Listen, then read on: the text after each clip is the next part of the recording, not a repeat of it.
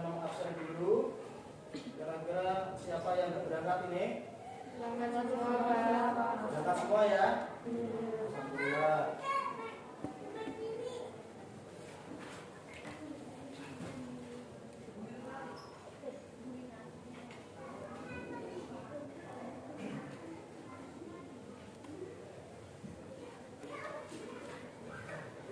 Anak-anak semua, sebelum materi hari ini Bapak Guru sampaikan,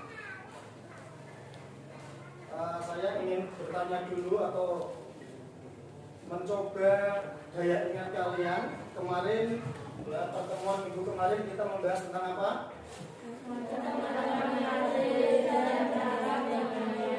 Macam-macam najis dan cara mensucikannya. Baik, pada pertemuan hari ini kita akan melanjutkan materi yang berjudul hadas kecil dan tata cara menyucikannya. Tujuan dari pembelajaran ini agar supaya kalian sebagai siswa mengetahui pengertian atau takrif dari hadas kecil, terus bisa membedakan hal-hal yang membatalkan wudu atau yang menyebabkan hadas kecil, dan bisa mempraktekkan tata cara bersuci dari hadas kecil. Baik, sebelum kita mulai, mari kita baca doa bersama terlebih dahulu, dengan harapan semoga apa yang akan kita pelajari hari ini berkah dan bermanfaat.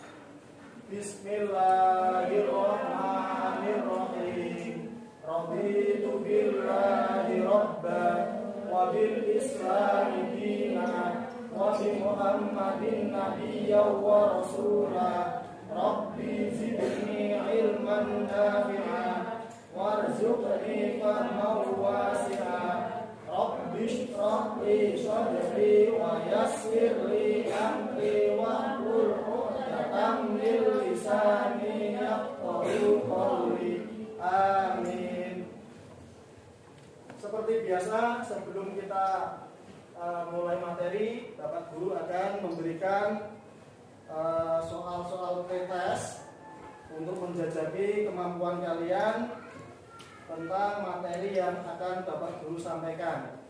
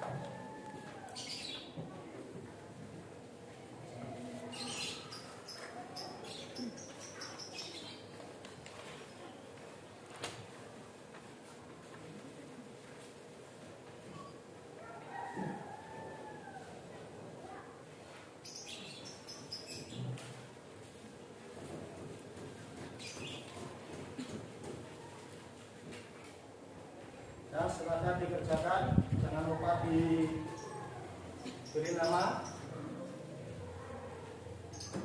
Saya kasih waktu 10 menit untuk mengerjakannya. Kerjakan semua, jangan sampai ada yang ditinggal.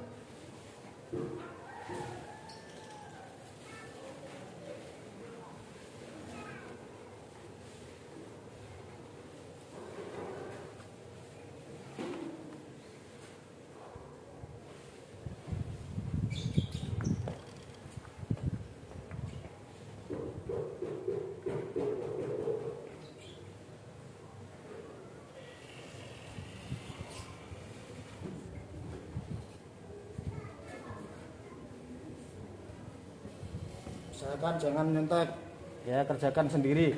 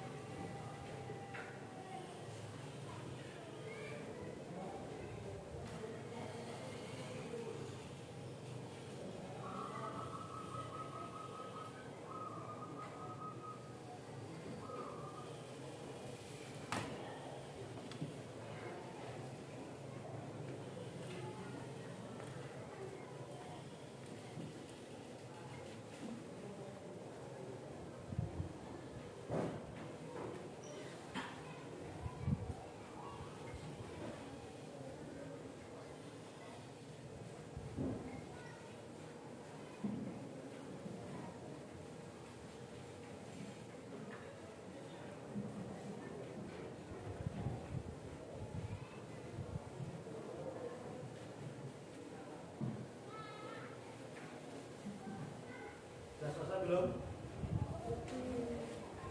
Selesaikan dulu yang belum. Yang sudah selesai diulangi lagi. Mungkin ada jawaban yang salah.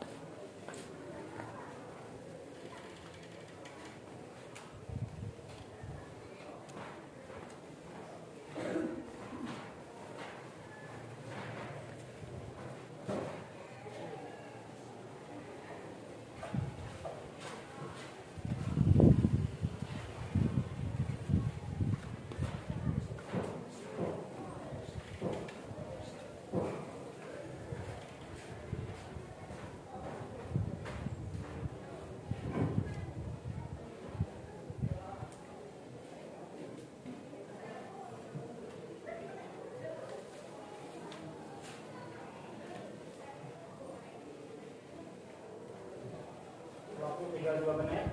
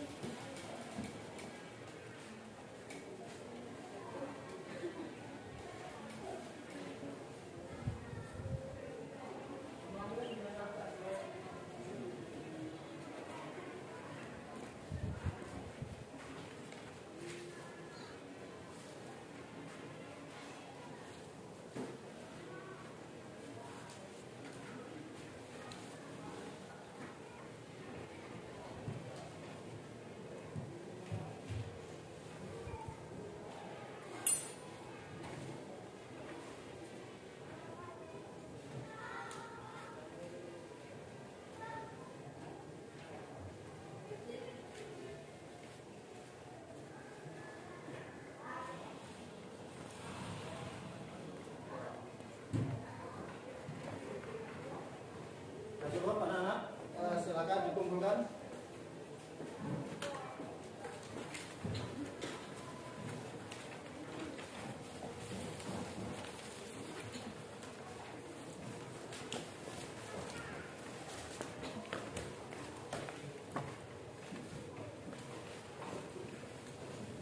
Ya, kumpulkan.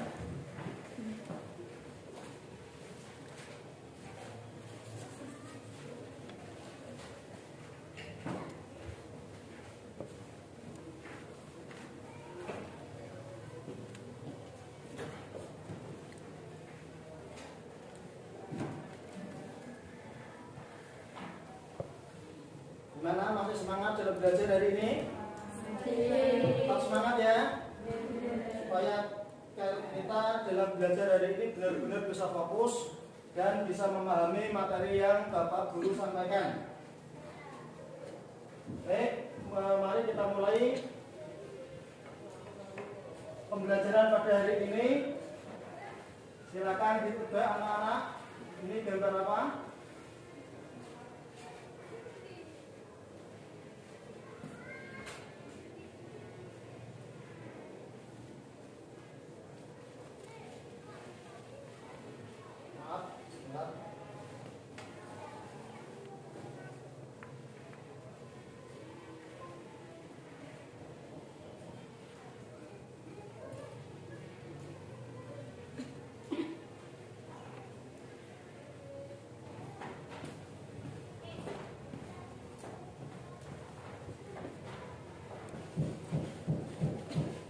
Baik, anak-anak, ini silakan tebak gambar apa ini? Orang sedang berwudu, ya, betul. Karena ini babnya adalah tata cara bab hadas kecil dan tata cara menyucikannya. Hadas kecil dan tata cara menyucikannya. Bagaimana firman Allah Subhanahu wa taala dalam surat Al-Maidah ayat 6? A'udzubillahi minasyaitonir rajim. Bismillahirrahmanirrahim. Ya ayyuhalladzina amanu idza qumtum ila sholati faghsilu wujuhakum wa aydiyakum ila al-marafiqi wamsahu bi ru'usikum wa arjulakum ilal ka'bayn.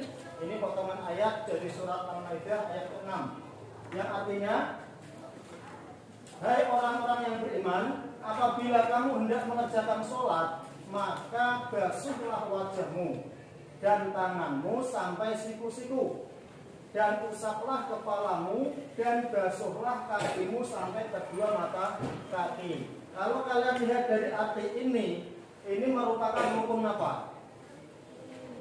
Rukun wudu. Jadi kita wudu itu sudah ada dasarnya, sudah ada dalilnya dari Al-Quran, tepatnya di surat Al-Maidah ayat 6. Dan sabda Nabi Muhammad SAW yang diriwayatkan oleh Imam Bukhari, Imam Muslim, Imam Abu Dawud dan Imam Tirmidzi yang berbunyi, la yaqbalullahu sholata ahadikum idza ahdatha hatta yatawaddoa. Allah Subhanahu wa taala tidak akan menerima sholat seseorang apabila ia berhadas sehingga ia berwudu. Hadis riwayat Imam Bukhari, Imam Muslim, Imam Abu Dawud dan Imam Tirmidzi. Ini hadis sahih. Jadi siapapun orang Islam yang mau sholat harus punya wudu. Kalau tidak berwudu terlebih dahulu, maka sholatnya tidak diterima oleh Allah Subhanahu wa taala. Baik, kita lanjutkan. Pengertian hadas kecil. Hadas kecil adalah hadas yang cara menyucikannya bisa dengan berwudu atau tayamum. Kalau ada air berarti wajib wudu. Kalau tidak ada air boleh tayamum. Tayamum itu menggunakan debu yang suci. Macam-macam penyebab hadas kecil. Kita sudah punya wudu, kemudian wudu kita batal. Nah, itu sebabnya apa? Itu ada banyak sekali. Yang pertama, hilangnya akal. Akalnya hilang, seperti tidur, gila, ayan atau epilepsi, mabuk, dan pingsan. Semuanya ini adalah orang yang akalnya hilang. Yang kedua, keluarnya sesuatu dari kubul dan dubur. Kubul itu jalan pipis, dubur itu jalan jadi jalan depan dan belakang. Baik itu yang keluar berupa benda padat, cair ataupun angin. Angin berarti apa? Kentut. Nah, itu semua membatalkan wudu alias menjadi penyebab datangnya hadas kecil. Yang ketiga, bersentuhan kulit laki-laki dengan perempuan yang sudah balik dan bukan mahram. Bukan mahram itu maksudnya yang boleh dinikah, itu namanya bukan mahram, tanpa adanya penghalang. Nah, sampean senggolan atau bersentuhan kulit dengan teman sampean laki-laki, sama-sama kelas 7-nya sudah balik semua, berarti wudunya batal. Yang keempat, menyentuh atau memegang kemaluan sendiri atau kemaluannya orang lain dengan jari atau telapak tangan dengan tanpa adanya penghalang. Ini ya, telapak tangan yang putih. Kalau yang hitam ini tidak membatalkan. Kita menyentuh kemaluan kita sendiri menggunakan yang hitam ini tidak batal. Yang batal itu yang putih, telapak tangan. Ini kalau bahasa Arabnya adalah batnul kaf. Batinnya epek-epek, batin telapak tangan. Ya, yang putih ini yang membatalkan. Kalau menyentuh tanpa adanya penghalang. Kita lanjut. Syarat-syarat wudu. Namanya syarat itu berarti sesuatu yang harus dipenuhi sebelum melaksanakan sesuatu itu. Kalau syaratnya wudu berarti sesuatu yang harus dipenuhi sebelum berwudu. Apa saja syaratnya? Yang pertama harus Islam. Ada orang Kristen kok wudu, walaupun benar cara wudunya, niat juga, itu wudunya tetap tidak sah karena tidak beragama Islam. Yang kedua, mumayyiz. Ini kadang yang susah membedakan. Mumayyiz adalah orang yang sudah dapat membedakan antara yang baik dan yang buruk dari pekerjaan yang dilakukan. Sudah bisa membedakan mana yang najis, mana yang suci. Bisa membedakan mana yang baik, mana yang jelek. Ini namanya mumayyiz. Biasanya orang mumayyiz itu berumur mendekati baligh atau umuran baligh. Yang ketiga, air yang digunakan harus air yang suci dan mensucikan, atau bisa disebut dengan air mutlak. Air mutlak itu banyak sekali, air sumur, air pola, air sungai, air hujan, itu semua air mutlak. Itu termasuk air yang suci dan mensucikan. Kalau airnya sedikit, kamu ambil air dari kolah, pakai teko atau apa, itu kalau buat berwudu tanpa dialirkan itu enggak sah. Kalau kamu langsung ngobok di teko itu enggak boleh, harus dialirkan karena airnya sedikit. Kita lanjut lagi, yang nomor 4, syarat-syaratnya wudu adalah tidak ada barang yang menghalangi sampainya air pada kulit anggota wudu. Jadi sebelum berwudu, semua kotoran-kotoran yang menempel di kulit tangan, kulit wajah, kulit kaki itu harus dibersihkan dulu. Di kuku-kuku, ya biasanya anak perempuan itu menggunakan cat air. Nah, itu cat air nggak boleh karena tidak tembus airnya, tidak sampai ke kuku. Terus biasanya kalau anak sekolah itu main-main dengan tip ek. Tip ek itu sesuatu yang menghalangi datangnya air ke kulit. Jadi ketika tangan kalian atau wajah kalian terkena tip ek, sebelum wudu lebih baik atau lebih baik harus dibersihkan terlebih dahulu. Itu tip ek, tidak tembus air. Terus ada lagi lem Cina itu lem ras. Nah, Alteco itu juga tidak tembus air. Hati-hati kalau bermain Alteco, tidak tembus air. Kita lanjut. Rukun wudu yang pertama adalah niat. Tadi syarat, sekarang rukun. Kalau rukun berarti sesuatu yang harus kita lakukan di dalamnya. Rukun wudu berarti rukun sesuatu yang harus kita jalankan di dalam berwudu atau ketika berwudu. Yang pertama niat. Niat ini pekerjaan hati. Hafal niatnya wudu kan? Coba dibaca bersama niatnya wudu.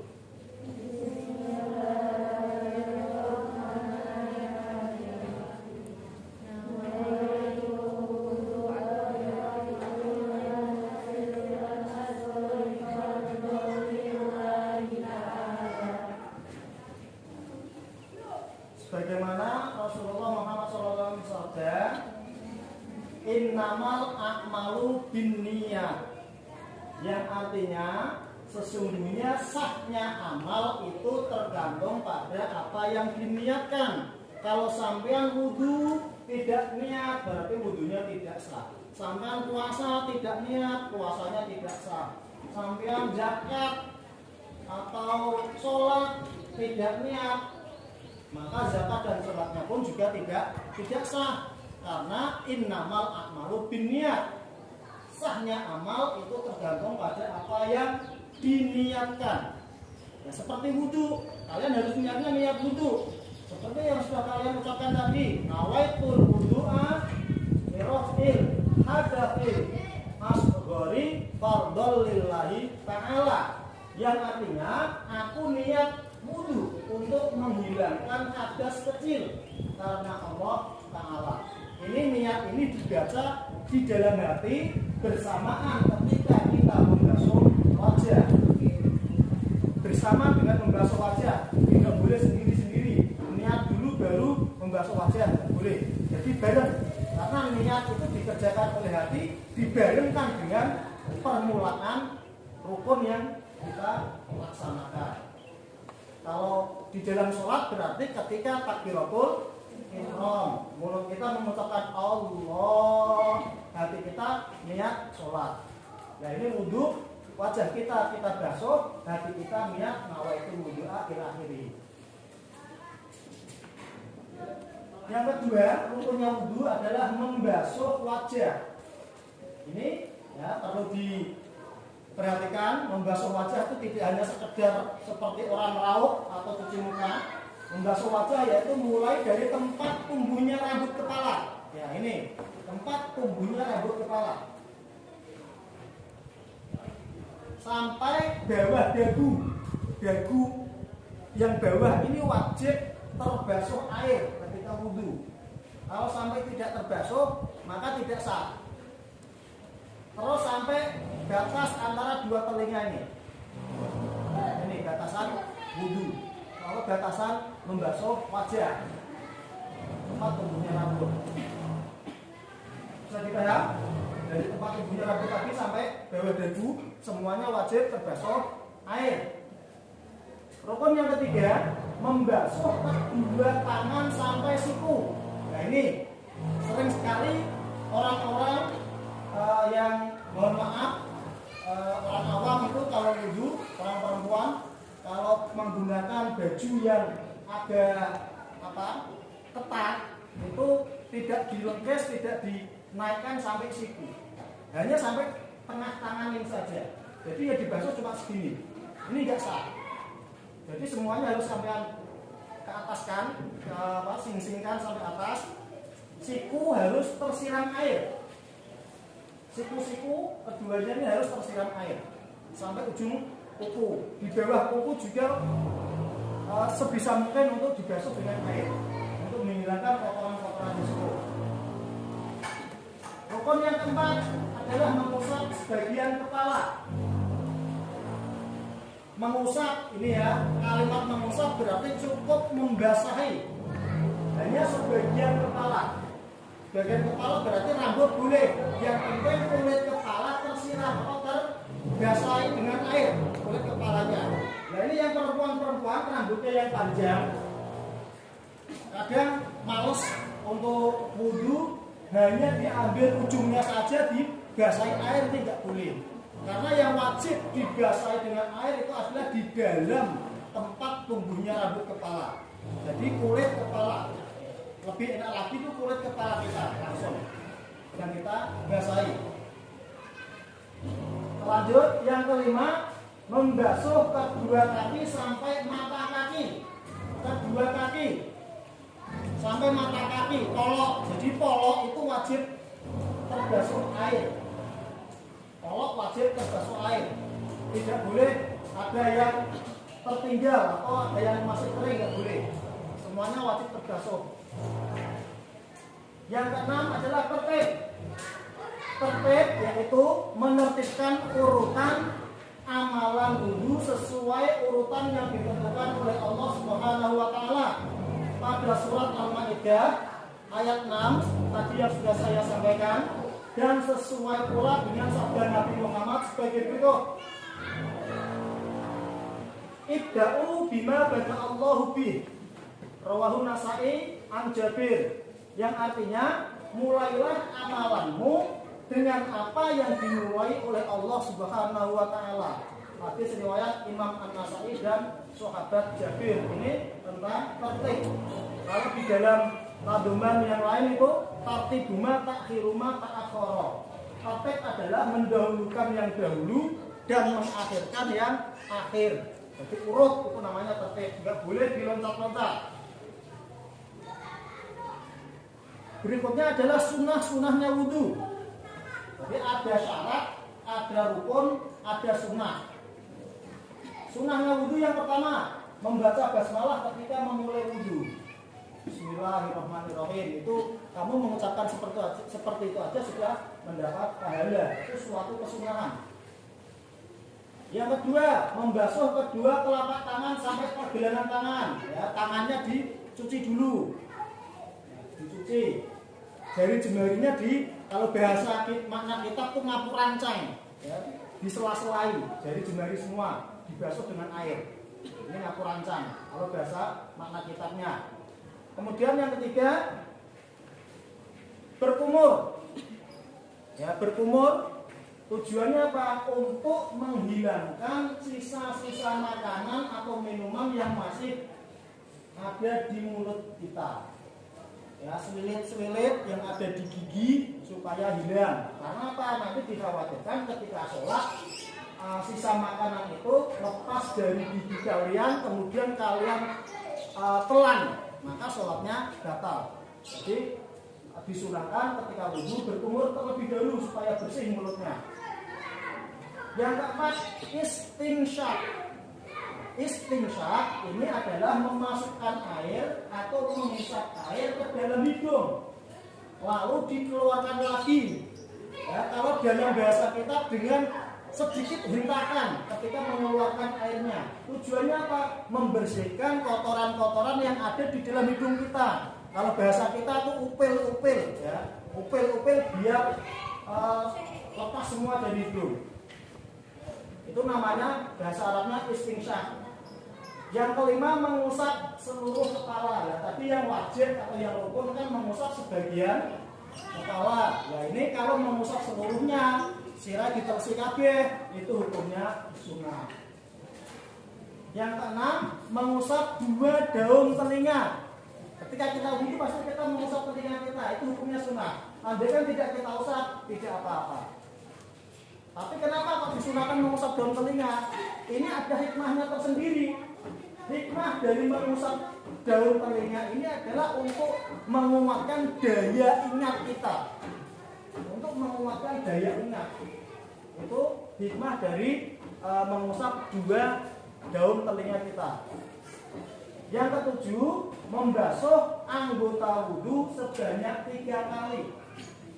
Kalau 1 kali sudah cukup, sudah terbasuh semua, kita disunahkan sampai 3 kali. Tapi kalau 1 kali kok belum cukup, masih ada yang kering, wajib ditambah. 2 kali sudah cukup, tambahi 1 kali. Karena apa? Allahu yuhibbul ithab. Allah lebih menyukai perkara atau hitungan yang ganjil. Ketika kamu wudhu 2 kali sudah terbasuh semua, sudah mencukupi, tambahilah 1 kali lagi supaya mendapat kesunahan.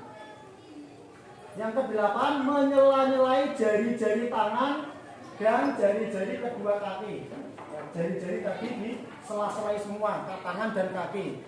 Supaya apa? Kotoran-kotoran hilang semua. Lebih-lebih di balik kuku-kuku kita itu banyak kotoran-kotoran yang menyelinap di situ. Kita bersihkan dulu, itu hukumnya sunnah. Yang ke-9, mendahulukan anggota yang kanan daripada anggota yang kiri.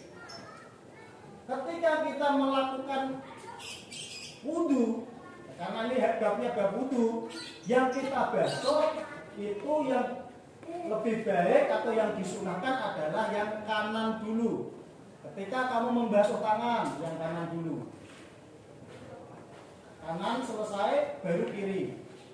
Ini ada dua cara. Sama-sama mendahulukan yang kanan. Yang pertama, kanan selesaikan dahulu 3 kali, kemudian kiri menyusul 3 kali. Boleh selang-seling, kanan 1 kali, kiri 1 kali, kanan lagi, kiri lagi, kanan lagi, kiri lagi. Ini boleh. Ya, jadi 3 kali, 3 kali. Kita sudah mendahulukan yang kanan. Itu ada 2 pendapat tentang tayamun. Ketika tayamun itu mendahulukan yang kanan ketika membasuh kedua tangan atau kedua kaki kita saat berwudu. Yang ke-10, berdoa. Hafal doanya setelah wudu ya? Hafal? Kalau hafal coba dibaca, itu saya kasih tulisan. Baca bareng-bareng.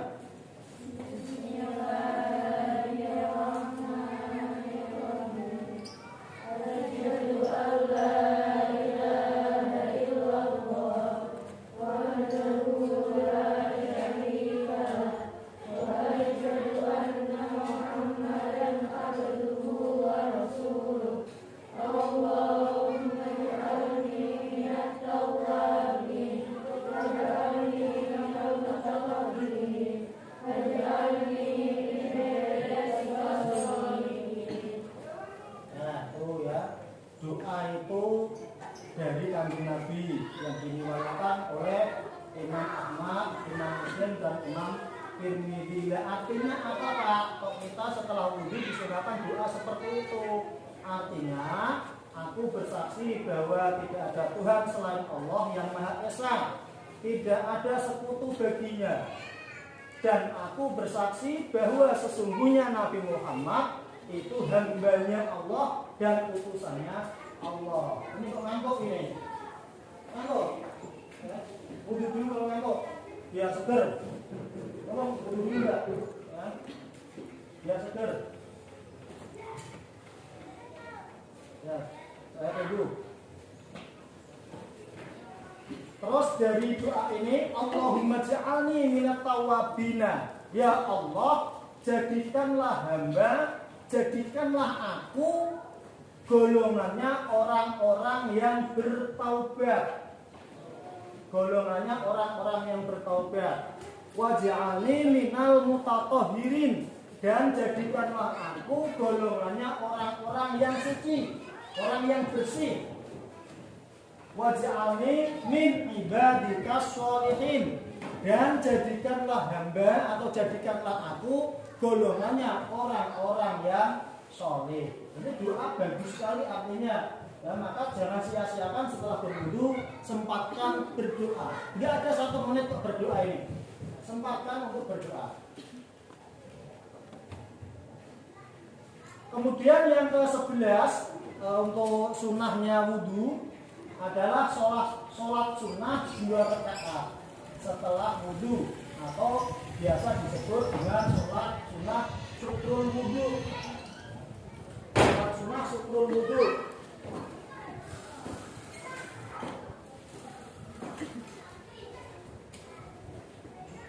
Sholat sunnah syukrul wudu, kalau dilihat dari segi namanya saja sudah jelas. Syukrul wudu, bersyukur karena telah melaksanakan wudu. Dan niatnya bagaimana Pak? Niatnya adalah usolli sunnatan li syukril wudu'i rakaataini. Boleh, nggak disebutkan rakaatnya juga boleh. Yang penting rakaatnya jumlahnya 2. Ya, usolli sunnatan li syukril wudu'i lillahi ta'ala. Menyebutkan kalimat rakaataini itu tidak wajib. Minimal kita sholat 2 rakaat.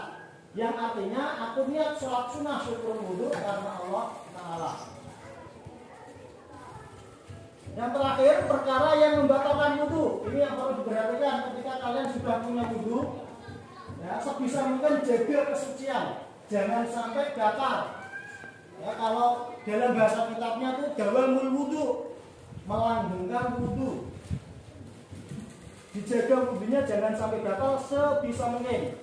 Yang pertama, yang membatalkan wudu, hilangnya akal karena gila, ayam, pingsan, mabuk, dan tidur, kecuali tidur dengan duduk. Yang kedua, keluar sesuatu dari kubul maupun dubur. Yang ketiga, bersentuhan kulit laki-laki dengan perempuan yang sudah balik dan bukan mahramnya dengan tanpa penghalang. Yang keempat, menyentuh atau memegang kemaluan sendiri atau punya orang lain dengan tanpa penghalang.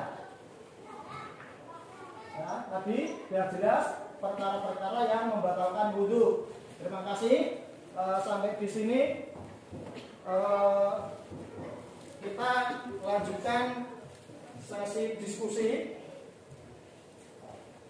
Silakan anak-anak sudah sesuai kelompok ini, kelompok 1, kelompok 2, silakan berdiskusi. Saya kasih waktu 5 menit saja, nggak usah lama-lama. Silakan mencari seperti biasa, cari 1 pertanyaan saja. Cari 1 pertanyaan, kemudian nanti diutarakan setelah diskusi selesai. Silakan dimulai.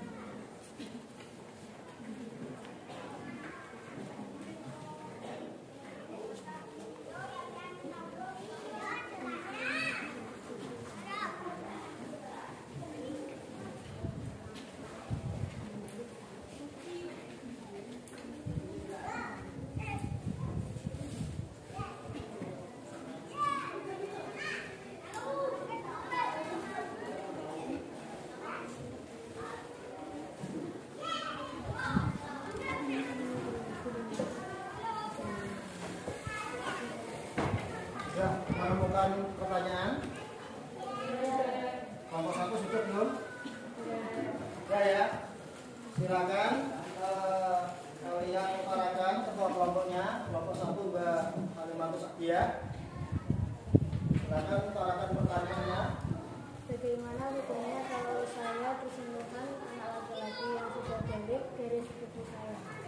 Bagaimana hukumnya bila sampean anak perempuan bersentuhan dengan anak laki-laki dari Pak D atau Bude ya yang sudah balik? Nah, ini pertanyaan dari kelompok 1. Mbak Halimatus Akia bersentuhan dengan sepupunya laki-laki yang sudah balik, putra dari Pak D atau Bude atau Bule atau Pak Le. Ini hukumnya tetap membatalkan wudhu. Ya, wudhunya sampai batal kalau tanpa penghalang.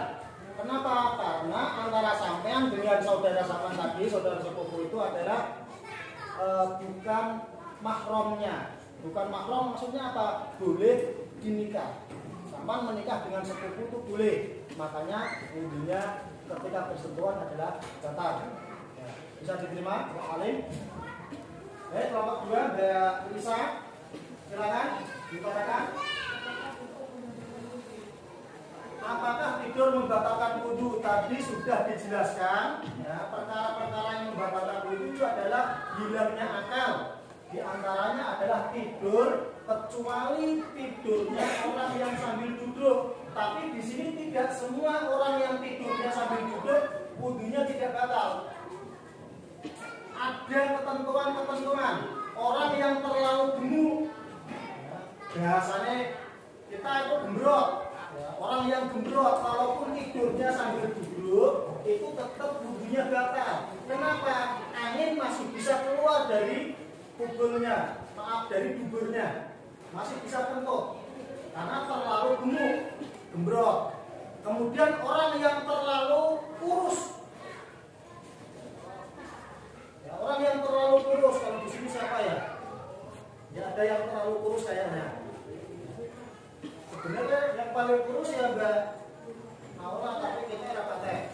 Di sini nggak ada yang kategori terlalu kurus. Pokoknya orang yang terlalu kurus ketika tidur walaupun dalam posisi duduk tetap wudhunya batal. Karena apa? Sama dengan tadi, angin masih bisa keluar. Nah kalau orang-orang yang seperti saya yang agak semok ini, saya kan agak semok toh, ya. Terus seperti kalian semua, ini kategorinya adalah kategori standar atau normal. Jadi ketika kalian tidur sambil meletakkan pantat alias sambil duduk, yang penting pantat kamu rapat, tertutup rapat, itu tidurnya tidak membatalkan wudhu. Karena apa? Tidak ada jalan untuk kentut bisa keluar dari dubur kalian. Ini jawabannya, bisa diterima. Nah, ya, terima kasih. Sebelum kita akhiri perjumpaan pada hari ini, seperti biasa, kita untuk kalian akan saya beri soal post test yang sama tadi. Kerjakan dulu untuk membedakan pengetahuan kalian sebelum dan sesudah menerima materi pelajaran.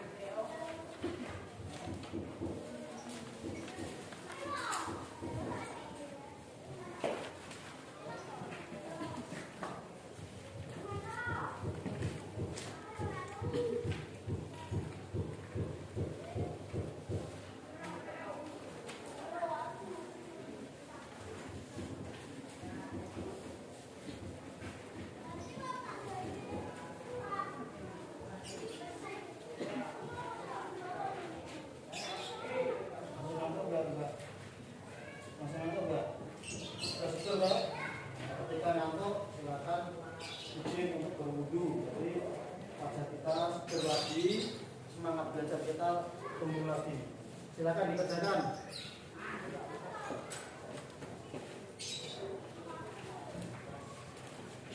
Jangan lupa kasih nama.